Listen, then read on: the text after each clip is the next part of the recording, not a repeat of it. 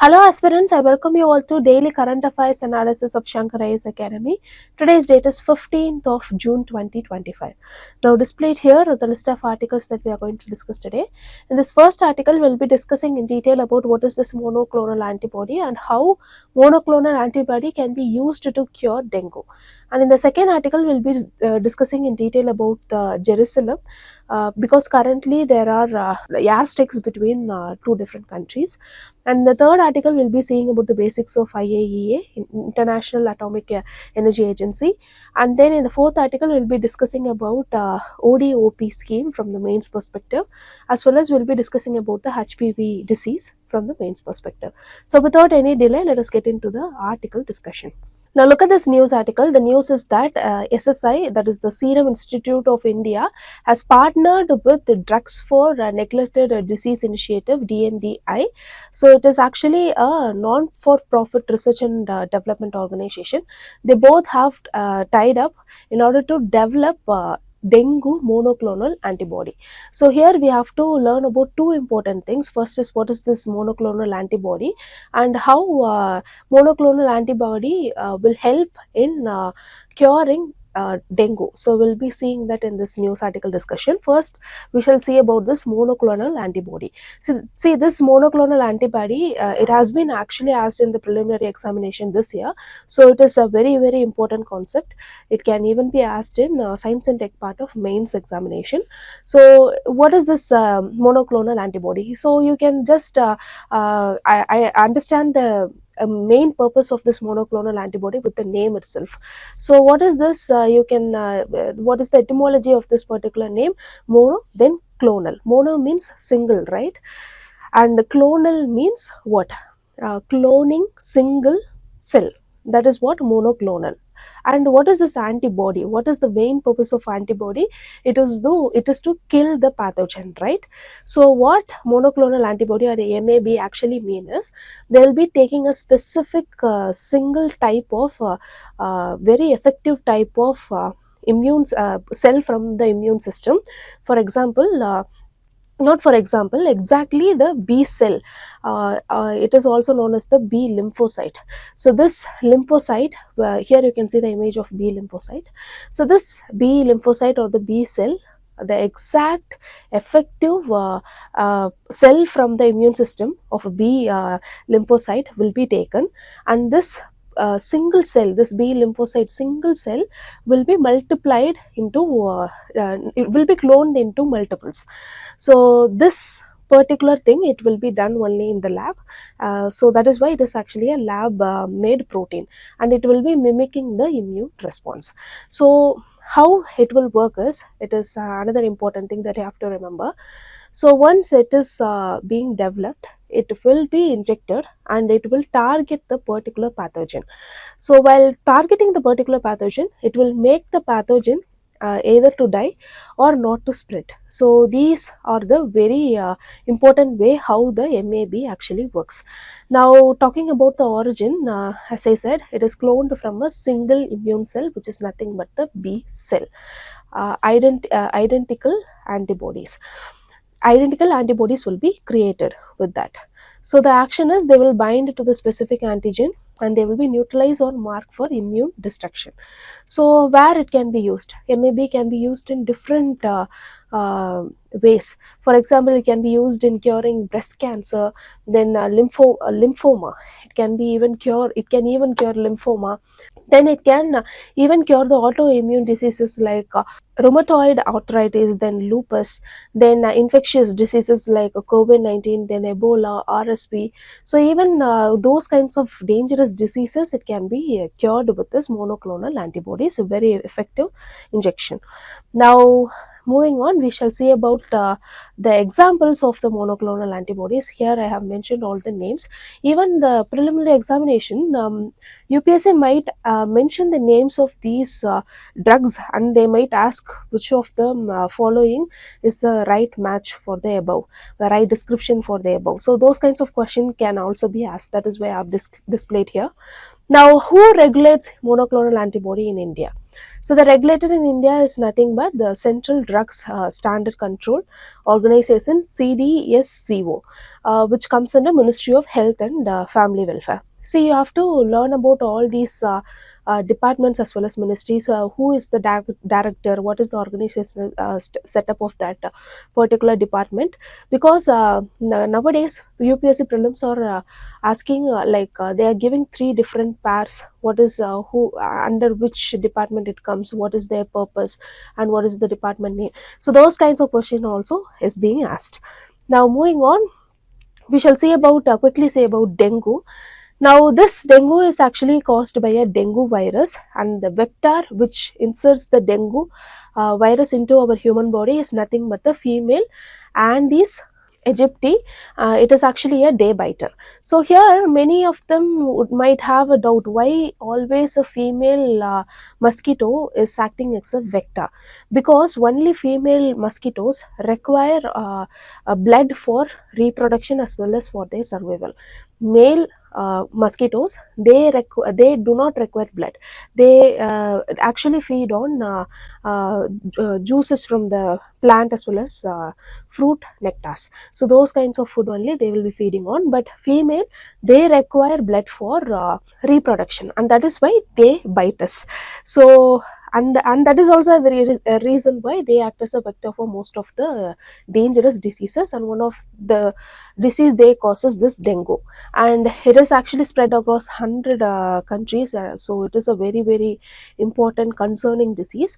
Now talking about the symptoms, high fever, headache, then muscle or joint pain will be there, and rashes, pneumonia and vomiting are certain symptoms of dengue. Now the issue with this dengue is that we can only prevent it, we can cure it at the very highest stages, and the thing is there is no antiviral treatment for this particular disease, and that is why this developmental of monoclonal antibody for dengue is a breakthrough kind of thing. So here I have mentioned certain the prevention methods. You can quickly go through it, and the vaccines that are available currently in our country. So based on the things we have discussed, I have created a preliminary question for you. Let me read out the question. Which of the following diagnostics text is commonly used in early detection of dengue? What is the correct answer? The correct answer here is option B, NS1 antigen test. So with these learned points, now let us move on to the next news article discussion. Now look at this news article. This news article talks about Israel's strike on Iran's nuclear facility. In turn, in retaliation, Iran has also started its airstrike on Israel. So the news says that the sound or the thunder of airstrikes is even being heard in the Jerusalem city. So from the prelims perspective, we have to learn about the location of the Jerusalem. It is a very very important point of religious point of contention as well. So we shall start with the basics of the geography of Jerusalem. So here in this particular map, you can see where exactly the Jerusalem is actually located, and it is located within Judean hills. So it lies between the Mediterranean Sea in the west. It does not has borders with the sea, just it lies in between them, and the Dead Sea in the east, and it lies in the central ridge zone surrounded by valley as well as steep terrains. Now moving on, talking about the very very religious importance of Jerusalem. See, this place is being the city of religion, because it is actually the sacred place for all the three Abrahamic religion, which includes Judaism, Christianism and Islam. When we talk about Judaism, that is the Western Wall, which is actually a Wailing Wall. Jewish people are dreaming to build up their or to recreate their lost temple, and for Christianity there is a Church of Holy Sepulchre, and for Islam there is Al-Aqsa Mosque as well as the Dome of the Rock. So we can tell that all these are just the compounds of each religion are very close together. For example, the Dome of Rock is in the below, and the mosque is above the Dome of the Rock, and only few meters away there is the Church of the Holy Sepulchre, and the wall of the particular religious place is the Western Wall. So this kind of very closeness is there, and that is why it is also a flashpoint for conflict. Now, talking about the geopolitical significance, it is actually a disputed city in when it comes to Israel as well as Palestine conflict. So Israel, they claim the entire Jerusalem as their capital. However, the Palestine, they claim the East Jerusalem as a future capital for them. And there is mixed international recognition for both. East Jerusalem is seen as occupied territory since 1967. Now, talking about the physical geography, Jerusalem is a water scarce place. With the image, we can see that, and there is no any perennial river. So here comes the question: how the people survive? They survive on aquifers as well as artificial reservoirs. Now, talking about the climate as well as urban divisions, it is they experience the Mediterranean climate, meaning the hot summers will be hot and dry, as well as the winters will be cool and wet. Sometimes occasionally snow will be there. The annual rainfall is approximately 500 mm. Remember, it is not centimeter, it is mm. Now, the East Jerusalem, as I said, it is seen as a Palestinian old city, as well as religious landmarks are there. Meanwhile, the West Jerusalem is Jewish in nature, as well as the administrative capital of Israel. So, in this article, we saw in detail about Jerusalem and the geography of it. With these learned points, now let us move on to the next news article discussion. Now, look at this article. This article talks about IAEA. IAEA can be expanded as International Atomic Energy Agency. Now, currently it is in news because it has actually warned Iran. It has asked for inspecting Iran about their nuclear program, but the inspection has not been cooperated properly, and that is why IAEA has warned it. And if the warning is not properly welcomed by Iran, then IAEA will be going to the United Nations General Assembly. So, if the problem is going there and United Nations General Assembly, they might give sanction on Iran. So, this is the backstory of this particular news article. So, from the prelims perspective, we have to focus only on IAEA because it is a very important international organization, and currently a lot of war is going on, and due to that also it can be asked in the preliminary as well as mains examination. So, let us start with the basics of IAEA. So, full form is International Atomic Energy Agency. It was established in 1957, and the headquarters it is in Vienna, Austria. So, the objective is using the nuclear energy for peaceful purposes and prevent the military use.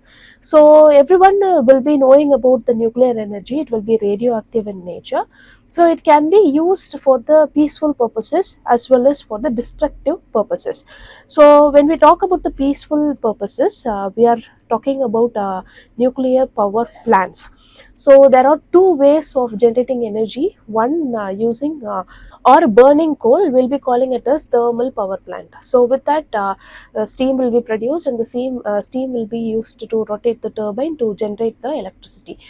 It is one way, but it is the most polluting way. And the second way is this nuclear power plants, where atoms, especially the uranium, will be used as a fuel in order to boil the water. Here, no emission will be there, but the fuel rods, even after use, it will be radioactive in nature, and it should be properly preserved. So, this is the peaceful way of using nuclear energy. Now, there is another way of using nuclear energy, which is the destructive way. A very good example is the Hiroshima and Nagasaki bombing. So, it happened during the Second World War. So, those kinds of military use, it is fully disrupted. In order to keep a check on that, IAEA is there as an international organization. So, it will be actually reporting to United Nations General Assembly and United Nations Security Council, and it is not a United Nations body, remember that. And India, it is actually a founding member of IAEA, remember that also. And it is an international organization as well as autonomous international organization. So, they have even IAEA, they have won Nobel Prize in 2005 for their peaceful propagation of this particular agenda. Now, moving on, we shall see about certain important functions of IAEA. First, to inspect the nuclear facilities, whether the nuclear energy is being misused or used for military purposes. Secondly, they will be publishing the safety standards with a lot of upgraded versions, and they will be promoting research and development in the nuclear energy, and all the permissions lies with IAEA, and they will be assisting in radiation protection and medicine. So these are all very important facts that you have to remember about the functions of IAEA. Now moving on, talking about the relationship between IAEA and India, NPT can be expanded as Nuclear Non-Proliferation Treaty. India is not part of NPT, but we actually cooperate to IAEA. We even allow IAEA to inspect on civilian nuclear facilities, and we have India-specific safeguard agreement with IAEA.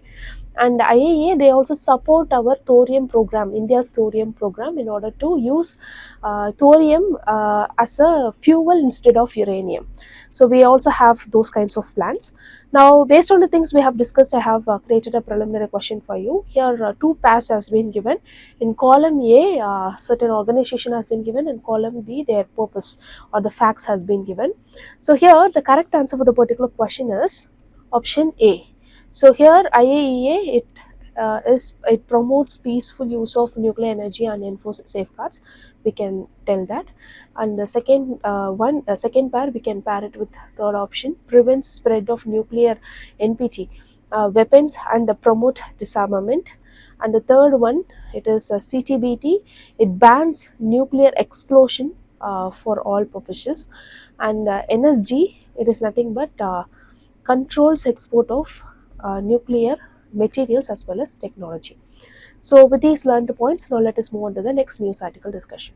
Now look at this news article. According to the news article, the Kuppadam silk saree from Chirala has won national recognition under ODOP scheme. So what is the expansion of this scheme? It is nothing but one district, one product scheme. So from the mains perspective, let us understand the important points from the article. Before that, let us understand what is this ODOP. See, as the name itself insists, one particular product from each district, it will be selected, it will be branded, and it will be promoted globally. So this is the core idea of this particular scheme. So when this was launched, so it was actually launched by Uttar Pradesh government, state government. Later it was adopted nationally, and currently it is under the nodal ministry of currently the nodal ministry is the Ministry of Commerce and Industries, to be specific, DPIIT. So the funding pattern is like 60 is to 40, 60 is centers funding pattern as well as 40 is state funding pattern, and it is currently integrated with districts as export hubs initiative in order to not only promote the product internally but also domestically but also internationally, especially in the export sector. So here the particular aim, we saw the idea. What is the aim? So the aim is different from idea, right? So it is to bring the balanced regional development via district specific products. So there are a lot of products specifically very famous in a district, but it is not being properly endorsed. Due to that, it is being eroded, the art itself being eroded, the artisans are not patronized properly, and the recognition is not given properly. So in order to replenish all that, we have brought this idea under ODOP. So here the focus is on traditional strength, as I said, craftsmanship, as I said, and industrial specialities. So India is actually known for diverse cultures, and we have to prevent it through schemes like this. Now moving on, talking about the objectives of ODOP. First is to harness the economic potential of districts. Secondly, to promote the socio-cultural as well as inclusive growth and generate rural employment, and to enhance the market accessibility, branding and exports, especially for the local artisans. So this is the very important objective. Recently, we could see a lot of visits by our Prime Minister to different countries, right? So whenever he goes to a particular country, he actually takes a product from a particular district in order to give us a memento to the officials there. So if Prime Minister is going to meet our Prime Minister is going to meet Prime Minister of Canada, obviously he is going to give a particular memento that represents this ODOP. You can see that frequently in news, and that is why this particular scheme is very, very important.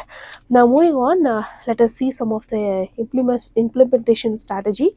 So here the particular product, it will be identified with the state government or the union territory, wherever it is, And these schemes, this particular scheme, it is integrated with other schemes like Skill India, then PMFEM, which is nothing but a Pradhan Mantri formalization of micro food processing enterprises, then PMEGP, Prime Minister's Employment Generation Program, and SFURTI. It can be expanded as Scheme of Fund for Registration of Traditional Industries. Now, talking about the challenges with this ODOP, first thing is modernization with this versus authenticity. Even though we have promoted it a lot, the modernization has actually restricted the bloom of this particular scheme. So this is the first important challenge. So we have to give a modern touch to even the old cultural things. So this is what we have to do. Secondly, raw material supply as well as middleman exploitation is there. So the supply chain has been actually disrupted. A lot of middlemen are there who are exploiting the money that should reach the craftsmen. So we should actually help them through market. We have to provide the marketplace.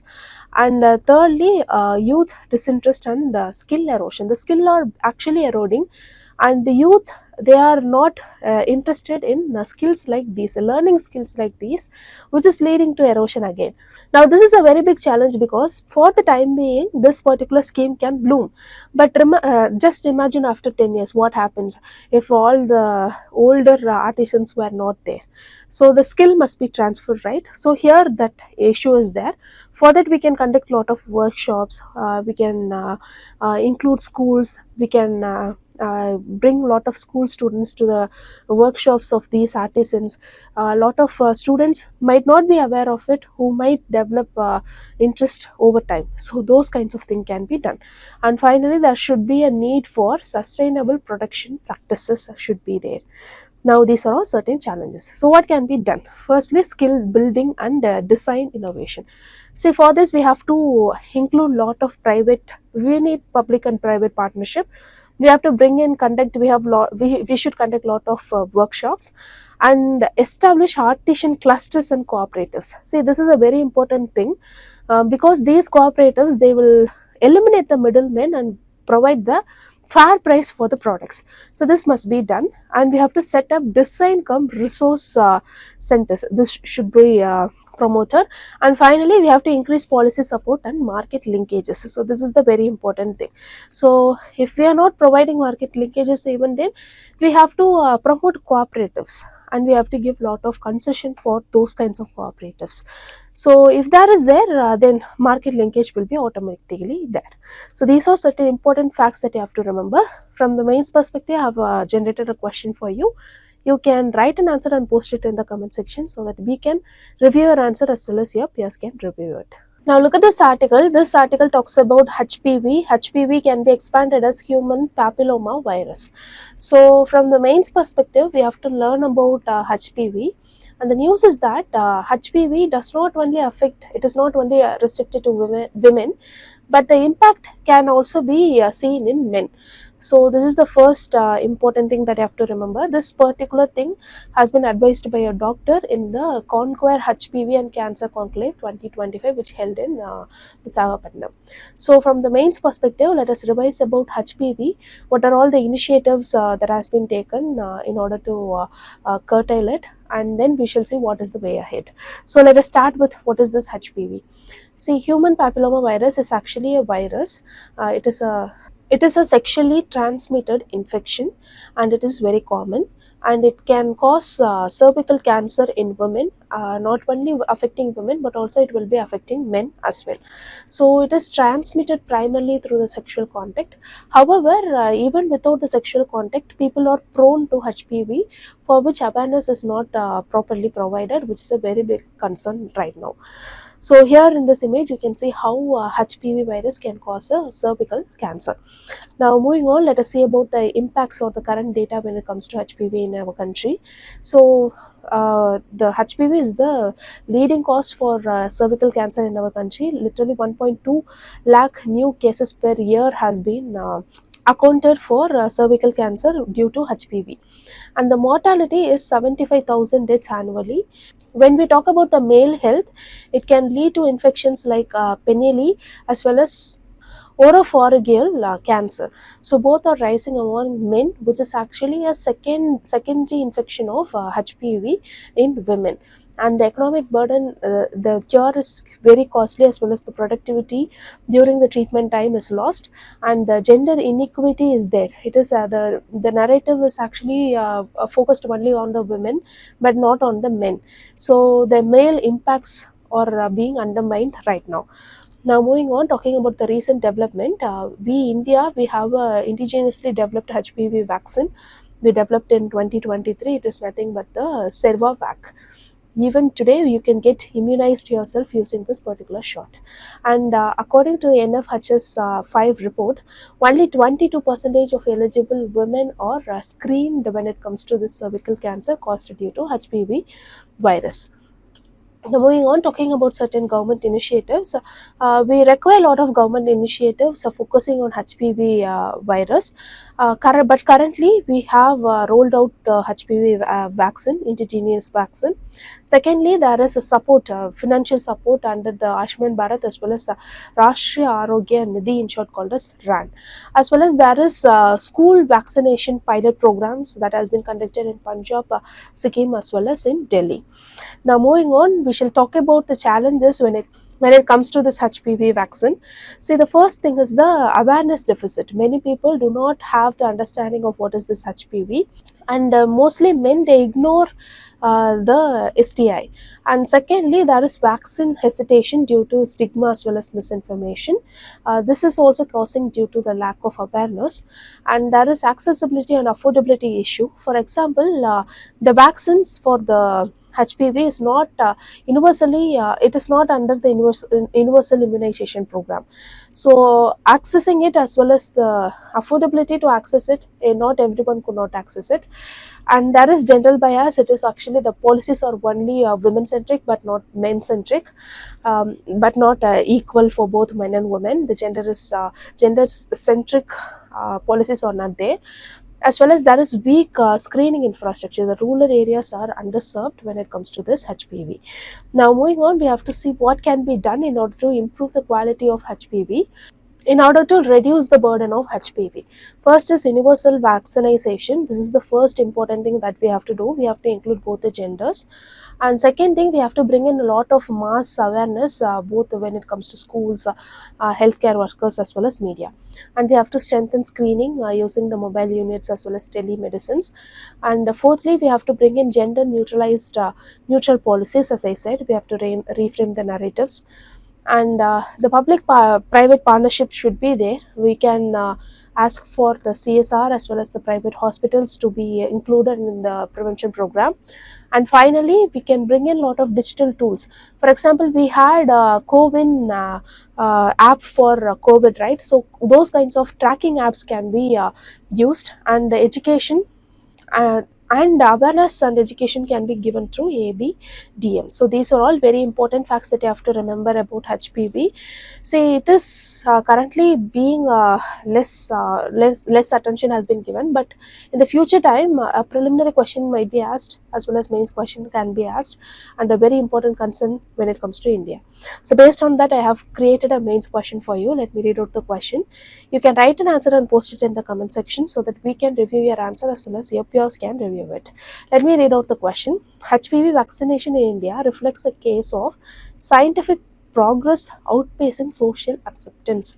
Critically examine. So it is a society kind of question, but asking for the scientific things. So you can write an answer and post it in the comment section. So with this, we came to the end of the current affairs analysis. If you like the video, do like, do comment, and don't forget to subscribe to Shankar IAS Academy YouTube channel. Now, thank you so much for listening.